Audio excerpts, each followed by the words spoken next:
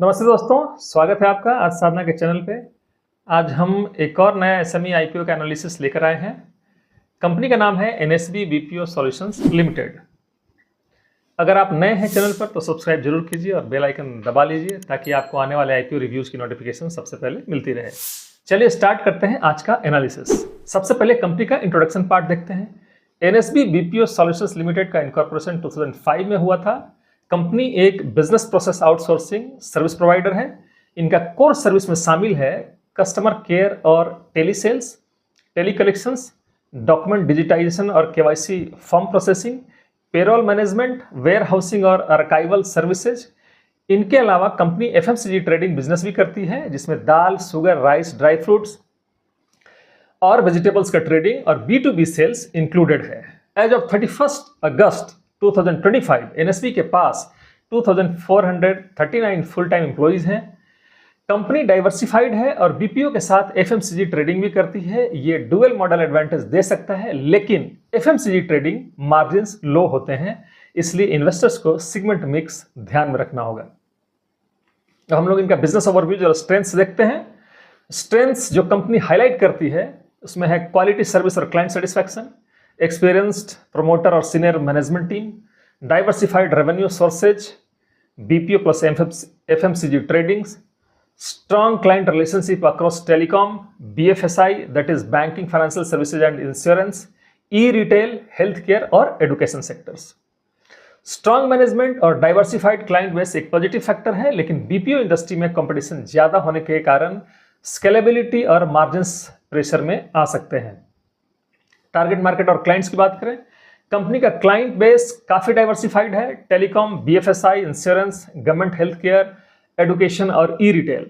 ये mix company को एक वाइड एक्सपोजर देता है और एक सिंगल सेक्टर पे डिपेंडेंसी कम करता है। क्लाइंट डाइवर्सिफिकेशन एक पॉजिटिव है, लेकिन बीपीओ कॉन्ट्रैक्ट्स काफी कॉम्पिटिटिव होते हैं और रिन्यूअल रिस्क भी होता है। लॉन्ग टर्म में कॉन्ट्रैक्ट रिटेंशन और क्वालिटी ऑफ क्लाइंट्स इंपॉर्टेंट हैं। अब पिछले 3 सालों का फाइनेंशियल परफॉर्मेंस देख लेते हैं इनका। फाइनेंशियल 23 में रेवेन्यू था 285.15 करोड़ और पैट था 2.21 करोड़। 24 में ये घटकर हो गया, रेवेन्यू घटकर हो गया 128.27 करोड़ और पैट बढ़ा 4.78 करोड़।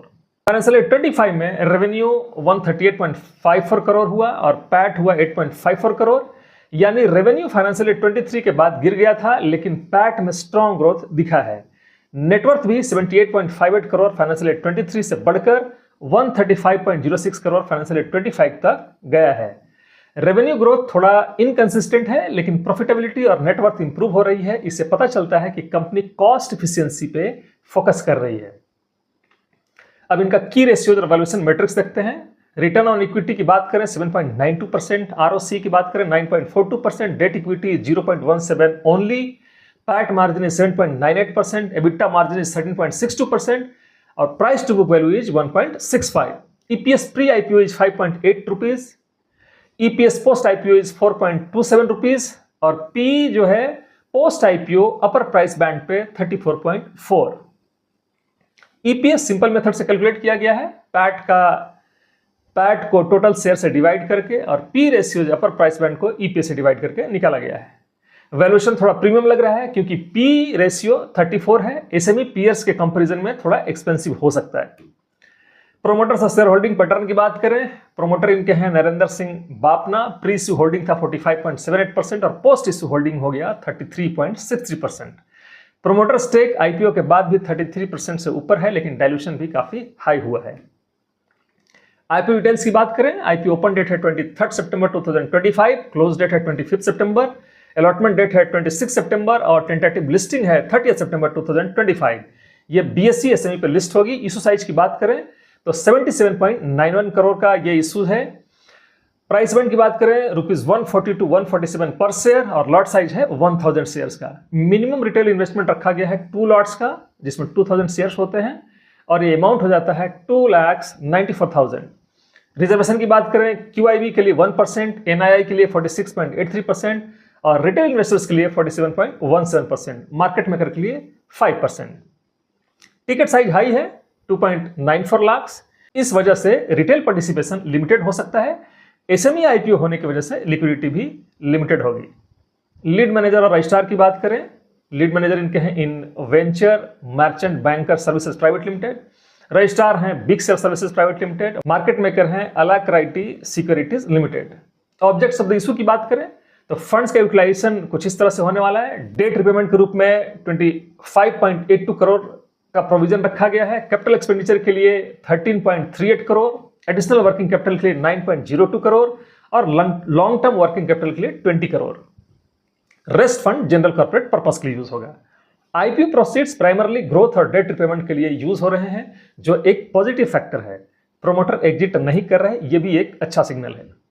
अब पीयर कंपैरिजन की बात करते हैं। एनएसबी बीपीओ सॉल्यूशंस अपने आईपीओ में 140 rupees to 147 rupees price band पे आ रहा है। अगर इसके पीएस को कंपेयर करें तो एनएसबी बीपीओ का पी रेशियो 19 है फ्लोर प्राइस पे और 19.5 है कैप प्राइस पे। Price to book value is 1.3 के आसपास। रेवेन्यू 138 करोड़ और मार्केट कैप आईपीओ के बाद 282-294 करोड़ हो जाएगा। ई क्लर्क सर्विसेज एक एस्टेब्लिश्ड लार्ज कैप बीपीओ है। ईपीएस है 112 रुपीज और पी है 40।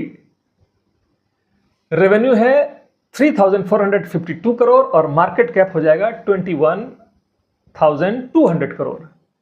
फर्स्ट सोर्स सॉल्यूशंस का ईपीएस है 8.42 रुपीज पर शेयर और पी है 43। रेवेन्यू है 7,979 करोड़ और मार्केट कैप है 25,000 करोड़।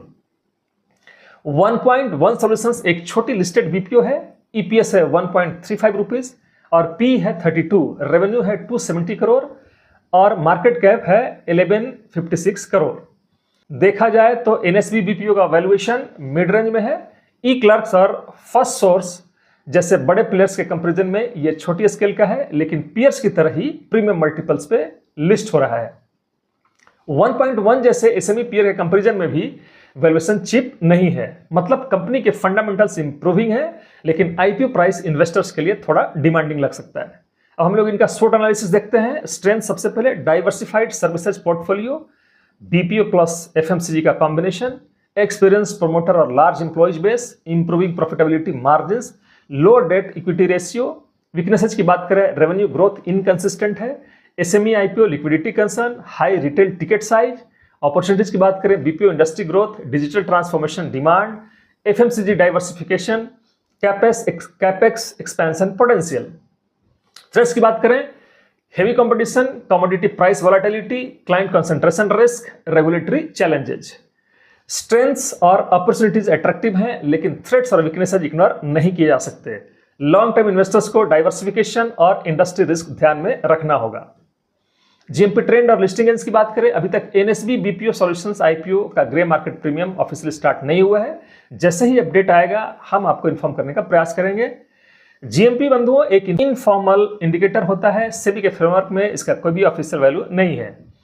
आउटस्टैंडिंग लिटिगेशन और मटेरियल डेवलपमेंट्स भी देख लेते हैं। कंपनी के आरएचपी के अकॉर्डिंग कोई मेजर क्रिमिनल या रेगुलेटरी केस पेंडिंग नहीं है, कोई मटेरियल लिटिगेशन मेंशन नहीं है जो ऑपरेशंस को मटेरियली इंपैक्ट करे।